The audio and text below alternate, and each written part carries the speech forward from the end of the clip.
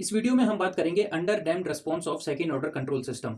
मैंने आपको पहले वाले वीडियो में बताया था कि सेकंड ऑर्डर कंट्रोल सिस्टम के अंदर जनरली हमको 4 रिस्पांस देखने को मिलते हैं, क्योंकि उसके अंदर हम जो डैम्पिंग देते हैं उसकी वैल्यू को हम चेंज करते हैं तो हमको 4 रिस्पांस देखने को मिलते हैं। और उसमें जो मोस्ट प्रोमिनेंट रिस्पांस होता है वो होता है अंडर डैम्प्ड रिस्पांस। इसीलिए हम अंडर डैम्प्ड रिस्पांस का डेरिवेशन आपको आज सिखाने वाले हैं। तो सेकंड ऑर्डर कंट्रोल सिस्टम के अंदर मैंने आपको पीएमएमसी इंस्ट्रूमेंट का एग्जांपल दिया था, जिसमें मैंने आपको समझाया था कि जीटा क्या होता है, ओमेगा एन क्या होता है। तो अगर आपने वो वीडियो अभी नहीं देखा है तो आप कंट्रोल सिस्टम की प्लेलिस्ट जाकर जरूर चेक करें हमारे चैनल पर। तो देखिए, जीटा जो होता है वो डैम्पिंग रेशियो होता है, ओमेगा एन जो होता है वो अनडैम्प्ड नेचुरल फ्रीक्वेंसी होती है, ओमेगा डी को हम डैम्प्ड नेचुरल फ्रीक्वेंसी बोलते हैं। इसका मतलब है कि जब हम डैम्पिंग प्रोवाइड कर देते हैं तो वो जो पॉइंटर था जो पहले ऐसे ऐसे ऑसिलेट कर रहा था, अब वो डैम्पिंग की वजह से रुकने की कोशिश करेगा एक फिक्स पॉइंट पर। तो वो जिस फ्रीक्वेंसी से आके उस पॉइंट पर रुक रहा है उसको हम बोलते हैं डैम्प्ड नेचुरल फ्रीक्वेंसी। और इसकी जो वैल्यू है वो होती है omega N under root one minus zeta square. अब ये सारी चीजें जो है ना, ये मैं पिछले वाले लेक्चर में ऑलरेडी बता चुका हूं, ये सिर्फ मैं रिवाइज करा रहा हूं क्योंकि डेरिवेशन में ये चीजें काम आने वाली है। तो देखिए, C S upon R S मतलब इसका transfer function, second order control system का ये हमारे पास ट्रांसफर फंक्शन है, omega N square upon S square plus 2 zeta omega N S plus omega N square. अब जो कैरेक्टरिस्टिक इक्वेशन है ना, ये डिनोमिनेटर जो है इसको हम किसी और तरीके से भी लिख सकते हैं। तो वो कैसे लिखेंगे वो मैं आपको समझा रहा हूं। तो देखिए, S square plus 2 zeta omega N S plus omega N square, तो इसके अंदर हम A plus B whole square का फॉर्मूला बना सकते हैं। उसके अंदर ए तो हमारे पास ये मिल गया, और देखिए बी जो है ना वो जीटा ओमेगा एन है, क्योंकि 2ab होता है ना, जैसे आप जानते ही हैं कि a plus B whole square का जो फॉर्मूला होता है वो होता है A square plus 2ab plus B square. यहाँ पे आप देख सकते हैं कि ए स्क्वायर जो है वो तो हमारे पास, ये वाला जो ए स्क्वायर है वो तो हमारे पास एस स्क्वायर हो ही गया। 2ab की बात करें तो 2 ये हो गया, ए ये हो गया, तो बी क्या बचा, जीटा ओमेगा एन। और फिर बी स्क्वायर, तो बी स्क्वायर हमारे पास नहीं है, तो हम क्या करते हैं इस इक्वेशन में एक zeta square omega N square को ऐड कर देंगे और एक zeta square omega N square को सब्सट्रैक्ट कर देंगे। तो हम ऐड करने के बाद हमारे पास ये फॉर्मूला बन जाएगा, जिसको हम फाइनली इस फॉर्म में लिख रहे हैं यहाँ पर, S plus zeta omega N whole square. अब जो सब्सट्रैक्ट करा वो वाला बच गया, तो उसको हमने यहाँ पर लिख दिया zeta square omega N square. तो ये वाली इक्वेशन इस फॉर्म में बन गई। अब इसके अंदर क्या करा, ओमेगा एन स्क्वायर को कॉमन ले लिया तो बाकी का अंदर रह गया। और फाइनली ये वाली जो चीज है ये यही है, ओमेगा डी होल स्क्वायर जब हम करेंगे ना तो ये हमारे पास यही आ जाएगा, तो ओमेगा डी होल स्क्वायर ये हो गया। तो ये हमारे पास इक्वेशन बन गई, मतलब कैरेक्टरिस्टिक इक्वेशन को हम इस फॉर्म में भी लिख सकते हैं। तो हम ऐसा करेंगे डेरिवेशन के अंदर। अब यहाँ पर मैंने कुछ और चीजें लिख रखी है, जैसे साइन फाई की वैल्यू लिख रखी है under root one minus zeta square, cos phi की ये लिख रखी है, टेन फाई की भी कुछ लिख रखी है, और फाई की वैल्यू भी ऐसे लिख रखी है। तो ये जो सारी वैल्यूज हैं ये भी मैं आपको ऑलरेडी बता चुका हूँ।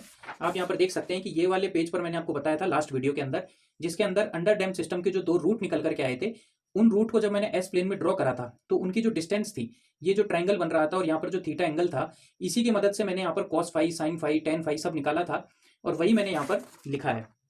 साइन फाई की value under root one minus zeta square, cos phi की जीटा, टेन फाई की under root one minus zeta square upon zeta. अब जहां पर डेरिवेशन के अंदर मैं इस वैल्यू की जगह टेन फाई लिख सकता हूं या टेन फाई की जगह ये भी लिख सकता हूं, तो मैं मैनिपुलेशन करूंगा, इसलिए मैं आपको पहले ही बता रहा हूं। फिर हम देखते हैं स्टैंडर्ड लाप्लास ट्रांसफॉर्मेशन। अब मैंने आपको लाप्लास ट्रांसफॉर्म के ऊपर अलग से एक वीडियो ऑलरेडी बनाया हुआ है, उसको भी आप देख सकते हैं, लिंक मैं आपको डिस्क्रिप्शन में दे दूंगा। कि हम लाप्लास ट्रांसफॉर्मेशन करते हैं तो कुछ स्टैंडर्ड फंक्शंस हमारे पास होते हैं जिनका हम डायरेक्टली लाप्लास कर सकते हैं, जैसा कि e की power minus A T sine B T का ये लाप्लास ट्रांसफॉर्म होता है। और अगर हमारे पास ये वाली चीज हमको दी हुई है तो उसका हम ये लिख सकते हैं इनवर्स लाप्लास करके। तो हमारे पास डेरिवेशन के अंदर ऐसी एक टर्म आएगी जिसकी जगह हमको ये लिखना पड़ेगा, तो मतलब उसका इनवर्स लाप्लास हम कर देंगे। उसी तरीके से अगर एक्सपोनेंशियल और कॉस टर्म का लाप्लास करना है तो ये होगा, और अगर ऐसी टर्म आ जाए तो आप ये लिख सकते हैं। तो ये चीज समझ में आ गई। एक ट्रिग्नोमेट्री रिलेशन भी आपको याद रखना है, sine A plus B is equals to sine A cos B plus cos A sine B. तो ये जो सारी चीजें हैं ये बहुत नॉर्मल चीजें हैं, कुछ भी इसमें नया नहीं बताया मैंने। अब हम बात कर लेते हैं सर डेरिवेशन की। तो सबसे पहले मैं आपको बताता हूँ कि डेरिवेशन कर क्यों रहे हैं। तो देखिए, हम सेकंड ऑर्डर कंट्रोल सिस्टम का टाइम के रिस्पेक्ट में एनालिसिस करने जा रहे हैं। अब एनालिसिस करेंगे तो तब ना जब हमारे पास रेस्पॉन्स होगा टाइम डोमेन के अंदर। तो अभी हमारे पास जो रेस्पॉन्स है वो फ्रीक्वेंसी डोमेन में है, एस यहाँ पर लिखा है, तो हमको सी एस की जगह सी टी लेकर के आना है। मतलब सी टी हमको लेकर के आना है, तभी हम रेस्पॉन्स का एनालिसिस कर पाएंगे टाइम के रेस्पेक्ट में। तो सीटी लाने तक का जो प्रोसीजर है इसी को मैं वो डेरिवेशन कह रहा हूँ, जिससे बच्चे डर जाते हैं, जिसको एग्जाम में लिखने से आपको प्रॉब्लम होती है, जिसकी वजह से कंट्रोल सिस्टम सब्जेक्ट ही पूरा ही हार्ड बन जाता है। तो ऐसा कुछ नहीं है, सब कुछ सिंपल है। स्टेप बाय स्टेप देखेंगे, एक एक चीज का रीजन बताऊंगा। तो यहाँ पर आप देख सकते हैं कि C S upon R S जो है वो हमको दिया हुआ है omega N square upon S square plus 2 zeta omega N S plus omega N square. अब आर एस जो है ये हमारे पास यूनिट स्टेप इनपुट हमने ले लिया है यहाँ पर, तो 1/s इसकी वैल्यू हो जाएगी। जब मैं इसको उधर ले जाऊंगा तो सी एस जो है वो मेरे पास बन जाएगा 1/s dot omega N square upon S square plus 2 zeta omega N S plus omega N square. अब ये जो जीटा है ना, ये आपकी बुक में अलग तरीके से भी लिखा हुआ हो सकता है, इसकी जगह डेल्टा भी लिखा हो सकता है, तो उससे कंफ्यूज मत होना। आप कोई भी सिंबल लिख सकते हो, मैं कुछ इस तरीके से लिख रहा हूं। अब ये मैंने इतना कर लिया। अब यहाँ पर देखिए कोई स्टैंडर्ड फॉर्म नहीं बना है, तो मैं इसका इनवर्स लाप्लास नहीं ले सकता हूँ, तो इसका स्टैंडर्ड फॉर्म बनाना पड़ेगा, जैसा कि फर्स्ट ऑर्डर सिस्टम में भी हमने बनाया था। तो इसके लिए हमको क्या करना पड़ेगा, पार्शियल फ्रैक्शन करना पड़ेगा। तो देखिए पार्शियल फ्रैक्शन करने का सिंपल मेथड मैं आपको बताऊंगा। देखिए आपको यहाँ पर दो चीजें दी गई है, एक तो 1/s हो गया और एक ये वाली इक्वेशन हो गई। तो मतलब आपको दो पार्ट लेने हैं, तो एक तो हो जाएगा a/s, अब दूसरा यहाँ पर आपको प्लस लगाना है। और जब भी डिनोमिनेटर में आपके पास क्वाड्रेटिक इक्वेशन हो ना, तो जो न्यूमरेटर आपको लिखना है वो इस फॉर्म में लिखना है, bs प्लस सी, मतलब b के साथ वेरिएबल आएगा और एक कांस्टेंट और लिख लेना है। क्वाड्रेटिक इक्वेशन दिया हुआ है तो bs प्लस सी लिख लीजिए और नीचे quadratic equation as it is लिख लीजिए। मुझे ए बी और सी तीनों की वैल्यू निकाल करके लानी है, तो मैं कैसे निकालूंगा वो देखिए। ये वाली जो टर्म है उसको मैं इधर लिख लेता हूं, तो ये देखिए 1/s। तो ये जो इधर जो डिनोमिनेटर में है इसको आप क्रॉस मल्टीप्लाई कर देंगे इधर की तरफ इसके साथ।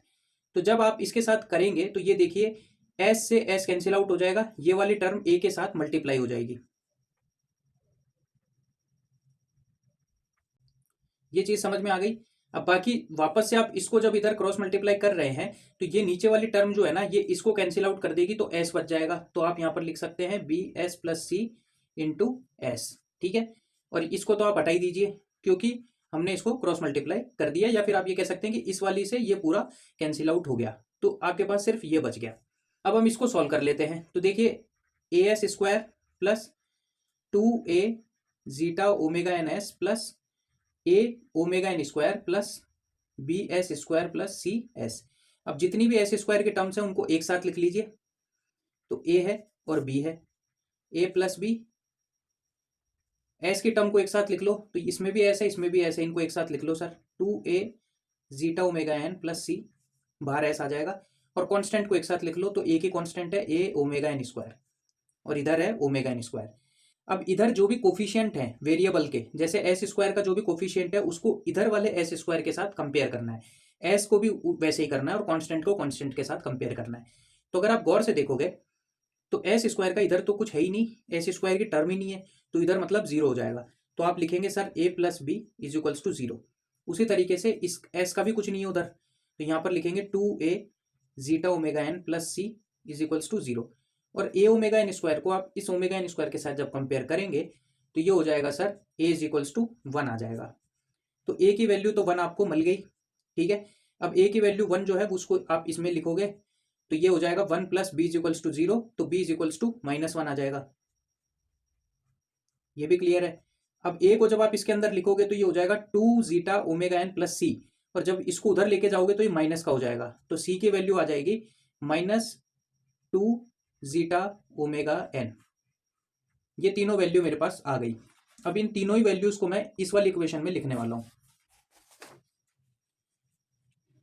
तो आराम से समझने की कोशिश करना। ए की जगह लिख देंगे सर 1/s प्लस बी की जगह बी क्या आया था -1, तो ये हो गया -1 इंटू एस, और सी आया था हमारे पास -2 जीटा ओमेगा एन,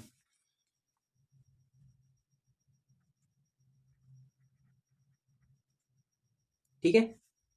और नीचे आपको लिख लेना है S square plus 2 zeta omega N S plus omega N square. अब ये दोनों जो माइनस है ना, इनको बाहर ले लो और यहां लगा दो, तो ये अंदर वाला आपके पास प्लस बन जाएगा sir.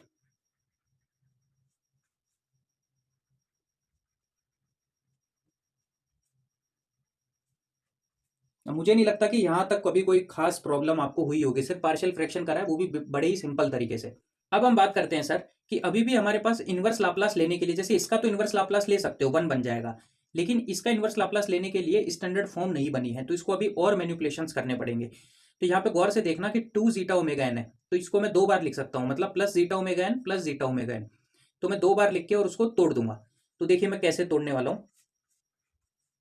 S plus 2 zeta omega n की जगह 1 जीटा ओमेगा एन ले लिया मैंने, और नीचे वाली टर्म लिख दी S square plus two zeta omega N S plus omega N square, plus लगाया और यहाँ पर भी आप देखिए zeta omega N upon S square plus two zeta omega N S plus omega N square.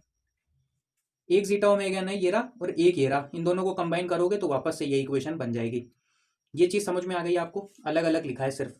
अब नीचे वाली जो कैरेक्टरिस्टिक इक्वेशन है ना, ये मैंने आपको देखिए शुरू में ही बताया था कि नीचे वाली जो कैरेक्टरिस्टिक इक्वेशन है उसकी जगह मैं अब ये लिखने वाला हूँ, तो आप इसको ध्यान में रखिएगा। जैसे आपको पता लगे कि अब आगे क्या करना है तो आपको अपने आप रास्ता दिख जाएगा कि भैया यहाँ से डायरेक्टली इसका इन्वर्स लाप्लास ले नहीं सकता। देखिए अभी आप अगर इसका इन्वर्स लाप्लास लेने की कोशिश करोगे तो यहाँ पर देखिए एस प्लस ए है, तो एस प्लस ए तो नजर आ रहा है लेकिन नीचे कुछ बन नहीं रहा है, तो उसको बनाने के लिए ही मैं इस फॉर्म में लिखने वाला हूँ। तो देखिए S plus zeta omega N upon S plus zeta omega N का whole square plus omega D square. उसी तरीके से यहाँ पर लिखेंगे zeta omega N upon S plus zeta omega N का whole square plus omega D square. अब आप देख सकते हैं, अब आप देखिए sir S plus A upon S plus A का whole square plus B square, तो देखिए एस प्लस ए का whole square plus B square, मतलब ये जो है ना ये स्टैंडर्ड फॉर्म में बन चुका है और इसका जैसे इन्वर्स लाप्लास लूंगा तो वो इस फॉर्म में आ जाएगा। समझ गए, मतलब टाइम डोमेन में चेंज हो जाएगा, फ्रीक्वेंसी से टाइम डोमेन में चेंज कर सकता हूँ इस वाली टर्म को। लेकिन इसको करने के लिए अभी थोड़ा और मेहनत करनी पड़ेगी, क्योंकि इसके अंदर देखिए बी तो है, बी नहीं है, सॉरी बी नहीं है, देखिए एस प्लस ए का होल स्क्वायर है प्लस बी स्क्वायर है, मतलब बी जो है ना वो ओमेगा डी है, तो ऊपर ओमेगा डी नहीं है। तो सर ओमेगा डी लाने के लिए कोई ज्यादा दिक्कत थोड़ी ना है, लिख दो आप ओमेगा डी।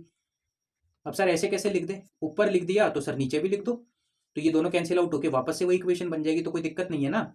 आपने एक ओमेगा डी ऊपर लिख दिया, एक नीचे लिख दिया। अब इससे क्या हुआ सर, इससे कुछ नहीं हुआ, स्टैंडर्ड फॉर्म बन गई बी अपॉन, देखिए बी अपॉन दिस, तो ये जो है ना ये इतनी टर्म जो है ये मेरी स्टैंडर्ड फॉर्म बन गई। इसको मैं इस फॉर्म में लिख सकता हूं, मतलब टाइम डोमेन में ले जा सकता हूं। यहां पर तो वैसे भी कोई एस की टर्म नहीं है और इसका तो डायरेक्टली 1 बन ही जाएगा। तो अब हम इसको इनवर्स लाप्लास करने वाले हैं, टेकिंग इनवर्स लाप्लास। बस ये छोटी छोटी स्टेप्स हैं जिनसे डर लग जाता है, क्योंकि इनको टीचर एक्सप्लेन नहीं करते हैं, इनको डायरेक्टली लिख देते हैं और कह देते हैं कि इसको रट लेना, तो इसलिए प्रॉब्लम क्रिएट होती है। अगर आप समझ के करोगे, एक एक स्टेप को देखोगे तो कोई प्रॉब्लम नहीं होने वाली है।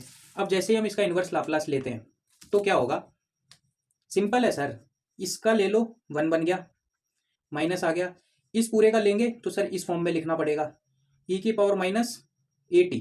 तो देखिए ए क्या है, zeta omega n into t, क्योंकि यहाँ पर टी है। उसके बाद करा कॉस बी टी, बी क्या है ओमेगा डी और टी तो है ही। अब ये जो ब्रैकेट मैंने खोल दिया है तो ये माइनस इधर भी आ जाएगा, तो ये माइनस आ गया सर। अब यहाँ पर देखिए जीटा ओमेगा एन जो है ना, इसको तो हमने छेड़ा ही नहीं है, ये तो ऐसे की ऐसे है, और जो नीचे ओमेगा डी है ये जो हमने एक्स्ट्रा लगाया था वो भी ऐसे की ऐसे है, ठीक है। बाकी की जो टर्म है इसका हमने इन्वर्स लाप्लास कर लिया तो ये बन गया। तो ये देखिए ई की पावर माइनस ए टी, मतलब जीटा ओमेगा एन टी, और ये बन जाएगा सर साइन बी टी, मतलब ओमेगा डी इंटू टी। ये आपका रिजल्ट आ गया, मतलब अब ये सी टी में चेंज हो गया। अभी तक तो ये सी एस ही था सर, और अब ये सी टी में चेंज हो गया। तो ये भी एक रिजल्ट है, लेकिन इसको और आगे फर्दर सॉल्व किया जा सकता है। अब मेरा दिमाग नहीं चल रहा सर कि आगे करें क्या, तो आपको चलाना पड़ेगा, क्योंकि मैंने आपको पहले ही सारी चीजें बता दी है कि क्या कर सकते हैं। तो देखिए यहाँ पर जो है ओमेगा डी हमने यहाँ पर लिख रखा है। सबसे पहली बात ये आएगी कि ओमेगा डी जो है इसको आप चेंज कर सकते हो, ये लिख सकते हो आप omega N under root 1 minus zeta square. उससे होगा क्या कि एक ओमेगा एन जो है ना वो कैंसिल आउट हो जाएगा सर, तो ये लिख लेते हैं 1 माइनस ई की power minus zeta omega N T cos omega D T minus zeta omega N upon omega N under root 1 minus zeta square E की power zeta omega N T sine omega D T. तो ये देखिए omega N से omega N cancel out कर दिया मैंने। अब हम क्या करेंगे, अब देखिए ये वाली टर्म जो है ये यहाँ पर भी है और यहाँ पर भी है, इन दोनों को कॉमन ले लेंगे और लगे हाथ ये जो under root 1 minus zeta square है ना इसको भी बाहर ले लेंगे, ये कुछ काम का नहीं है अंदर, और इसकी एक रिक्वायरमेंट होगी वो मैं आपको आगे समझाऊंगा। तो ई की power minus zeta omega N t तो बाहर ले ही रहे, साथ ही साथ इसको भी बाहर ले रहे हैं, तो इसको बाहर लेने का मतलब है कि इधर ये मल्टीप्लाई हो जाएगा कॉस के साथ। तो अब हम इसके अंदर कॉमन ले रहे हैं, तो 1 माइनस ई की पावर, इस 1 को तो छेड़ना ही नहीं है आपको पूरे डेरिवेशन में, ये तो ऐसे ही कैसे रहेगा, ये बाहर आ गया और ये नीचे वाली टर्म भी बाहर ले ली सर, 1 माइनस जीटा स्क्वायर, तो यहाँ पर ये मल्टीप्लाई हो जाएगा अंदर 1 minus zeta square cos omega D T minus ये जीटा अंदर रहने दिया हमने साइन ओमेगा डी टी। अब क्या करें सर, अब कुछ नहीं करना, अब बड़ा सिंपल हो गया ये। तो अब देखो 1 minus zeta square under root के अंदर 1 माइनस जीटा स्क्वायर आपने देखा और यहाँ पर भी आपने देखा, मतलब साइन फाई। तो इसका मतलब तो हो गया सर, यहाँ पर आप लिखेंगे साइन फाई इसकी जगह, और यहाँ पर आपके पास जीटा है, तो जीटा मैंने आपको बताया था क्या होता है, कॉस फाई, तो यहाँ पर आप लिखेंगे कॉस फाई। एक चीज़ और कि जैसे ही हमने यहाँ पर ब्रैकेट बना दिया ना, तो ये ब्रैकेट बनाते ये वाली टर्म प्लस हो जाएगी सर, क्योंकि नेगेटिव को बाहर ले रखा है, क्योंकि ब्रैकेट खोलते ही यहाँ पर नेगेटिव आ जाएगा, ब्रैकेट बनाते ही ये प्लस हो जाएगा, तो ये प्लस हो गया। अब देखो आप यहाँ पर जैसे ही मैंने इसको साइन फाई लिखा और इसको कॉस फाई लिखा, तो ये क्या बन गया, sign A cos B cos A sine B. सोच सकते हो यही वाला फॉर्मूला बन गया ये, sign A cos B cos A sine B. इसको हम लिख सकते हैं साइन ए प्लस बी, तो मैं डायरेक्टली लिख दूं साइन ए प्लस बी, तो सर सीधा ही लिख देते हैं। आप एक स्टेप और लिखना जिसके अंदर sine phi cos omega D t plus cos phi sine omega D t लिखना, उसके बाद आप बनाना उसको। अपन यहाँ पर डायरेक्ट लिख रहे हैं ई की power minus zeta omega N t upon under root 1 minus zeta square, और यहाँ पर आप देख सकते हैं सर साइन ए प्लस बी मतलब omega D t plus phi, ये बन गया सर। देखिए कितना सिंपल हो गया, लास्ट में आकर ये बिल्कुल सिंपलेस्ट फॉर्म में आ चुका है। अभी आप इसके अंदर एक छोटी सी चीज़ और कर सकते हो, जिससे क्या होगा कि जीटा की वैल्यू जब आप रखेंगे ना, तो ये अच्छे से सॉल्व हो जाएगा। ये इसका लास्ट स्टेप है सर। अब ये इसी पेज में हो जाता तो अच्छा रहता, लेकिन अब नया पेज यूज़ करना पड़ेगा,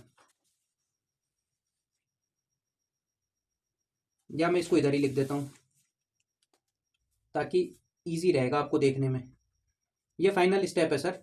यहाँ पर मैं क्या करने वाला हूँ कि ओमेगा डी की जगह तो ये रख दूंगा omega N under root 1 minus zeta square, ठीक है, और फाई की जगह मैं रख दूंगा टेन इनवर्स ये वाली टर्म, बस यही करने वाला हूँ। तो देखिए 1 माइनस ई की power zeta omega N t upon under root 1 minus zeta square sine omega d की जगह मैं लिखूंगा omega N under root 1 minus zeta square into t plus phi की जगह मैं लिख रहा हूँ tan inverse 1 minus zeta square upon zeta, और ये ब्रैकेट क्लोज।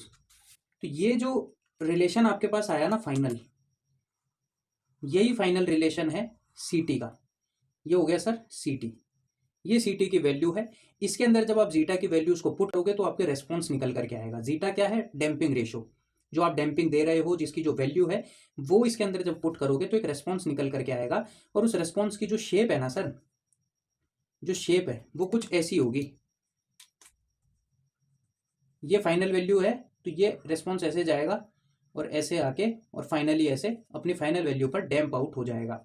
अब ये ऐसा क्यों हुआ, तो मैंने आपको लास्ट वीडियो में जब मैंने आपको बताया था रूट्स की मदद से, तो मैंने आपको कहा था कि इसके अंदर एक एक्सपोनेंशियल टर्म भी होगी जो इसको एक्सपोनेंशियली अपनी फाइनल वैल्यू की तरफ जाने को मजबूर कर रहा है, और दूसरा ये साइनोसॉइडल टर्म भी होगी जो इसको साइनोसॉइडल वे में डाई आउट करने के लिए मजबूर करेगा। तो देखिए एक एक्सपोनेंशियल टर्म है ई की power zeta omega N t, और एक साइनोसॉइडल टर्म है। तो ये साइनोसॉइडल टर्म तो इसको ऑसिलेशंस करवा रही है और एक्सपोनेंशियल टर्म इसको डाई आउट करवा रही है। अगर इसके अंदर एक्सपोनेंशियल टर्म नहीं होती तो ये सर लगातार ऑसिलेट ही करता रहता, कभी भी अपनी फाइनल वैल्यू पर रीच नहीं करता।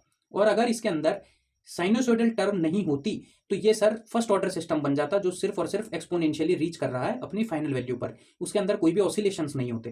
तो ये एक अंडर डैम्प्ड सिस्टम का रिस्पॉन्स है। इस रिस्पॉन्स का जो एनालिसिस है, इसके अंदर कितने ओवरशूट हुए, मतलब ये जो ऊपर गया है कितनी बार ऊपर गया है, कितनी बार नीचे गया है, पीक वैल्यू इसकी क्या है, कितनी देर में अपनी फाइनल वैल्यू पर पहुंचा, कितनी देर में 50% पर पहुंचा अपनी फाइनल वैल्यू के, ये सारी जो परफॉर्मेंस स्पेसिफिकेशंस है, इन सब का एनालिसिस हम नेक्स्ट वीडियो में करेंगे। उसके अंदर हम देखेंगे कि सेकेंड ऑर्डर सिस्टम जो होता है उसको डिजाइन करने के लिए जिन टर्म्स की जरूरत पड़ती है वो क्या होती है, और उन्हीं के बेसिस पर कुछ न्यूमेरिकल्स भी होंगे, उसको भी हम आगे आने वाले वीडियोज में देखेंगे। अब ये जो है आपको पता है कि अंडर डैम्प्ड सिस्टम के अंदर जीटा की जो वैल्यू होती है वो 0 से लेके 1 के बीच में होती है, मतलब 0 से तो बड़ी होती है और 1 से छोटी होती है। और जनरली जो ऑप्टिमम वैल्यू है वो है सर 0.45 से लेके 0.75 के बीच में इसको लिया जाता है, इसमें हमको बेस्ट रिजल्ट देखने को मिलते हैं, जल्दी पहुंच जाता है और अच्छे परफॉर्मेंस स्पेसिफिकेशंस भी देखने को मिलते हैं। इसलिए इस वैल्यू पर ही कंट्रोल सिस्टम को डिज़ाइन किया जाता है। अब मैं उम्मीद करता हूं कि ये सारा डेरिवेशन आपको समझ में आ गया होगा।